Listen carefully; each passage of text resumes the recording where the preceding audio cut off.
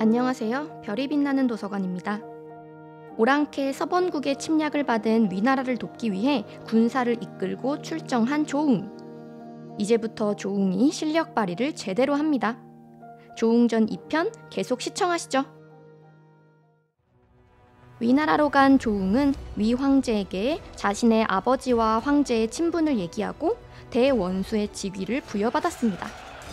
그리고는 귀신 같은 무술과 술법을 발휘하여 적들을 모두 격파했어요. 서번국을 무찌른 조웅은 위나라의 영웅이 되었고 황제는 조웅에게 위나라를 물려주고자 하였습니다. 하지만 조웅은 위나라에 머무를 수 없었어요.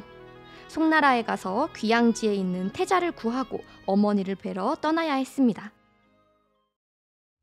한편 정조를 지키며 하염없이 조웅을 기다리고 있던 장소저에게도 큰 위기가 다가오고 있었습니다.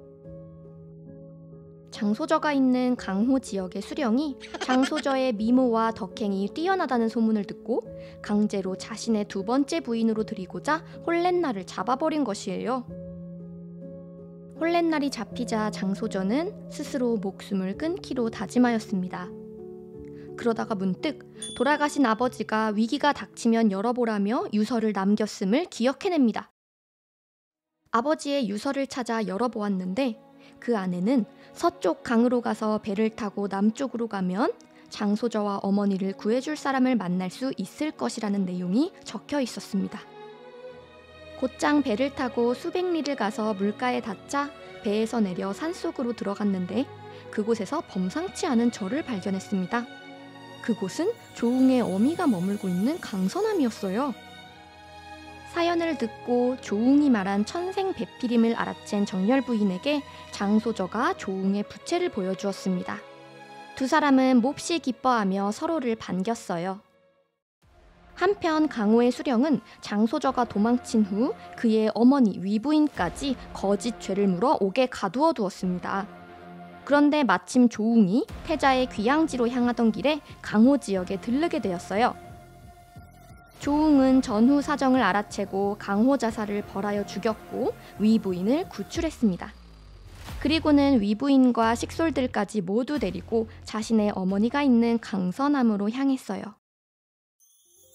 강선암에 도달하자 그곳에는 어머니와 함께 장소저가 있는 게 아니겠어요?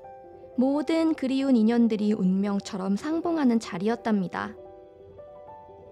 조웅과 장소저도 재회의 기쁨을 한껏 나누었어요. 하지만 조웅은 다시 태자를 구하러 떠나야 했습니다. 조웅이 군사를 거느리고 태자의 귀양지인 태사부로 향했을 때 태자와 태자의 충신들은 이두병의 명을 받은 태사부 수령의 계략으로 사약을 받아 마시기 직전이었어요. 조웅이 태사부 수령과 그 부하들을 모두 처치하고 태자를 구해냈습니다.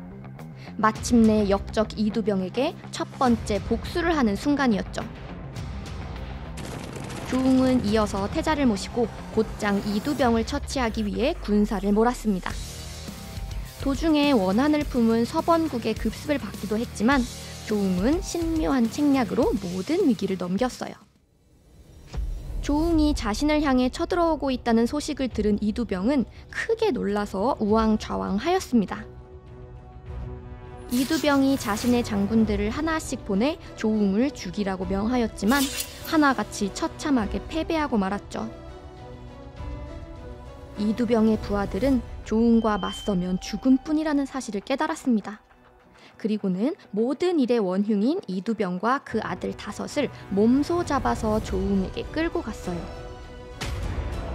조웅은 마침내 아버지의 원수이자 나라의 역적인 이두병을 마주했습니다. 그리고는 이두병과 그 아들들의 사지를 찢어 죽이는 벌을 내렸어요. 이윽고 태자가 궁에 들어 성대한 즉위식을 가지자 백성들이 모두 기뻐 환호하였습니다. 조웅은 태자를 도와 송나라를 원래의 질서대로 바꾸어 놓았고 본인은 서번국으로 가서 그곳을 다스리기로 결심합니다. 황제가 된 송의 태자는 조웅이 떠나는 것을 몹시 아쉬워했습니다. 이후 조웅은 서번국의 황제가 되었고 백성들을 두루 살피어 태평성대를 이루었어요. 만고의 충신이자 영웅인 번국의 황제 조웅은 대대손손 사람들에게 기리어졌답니다.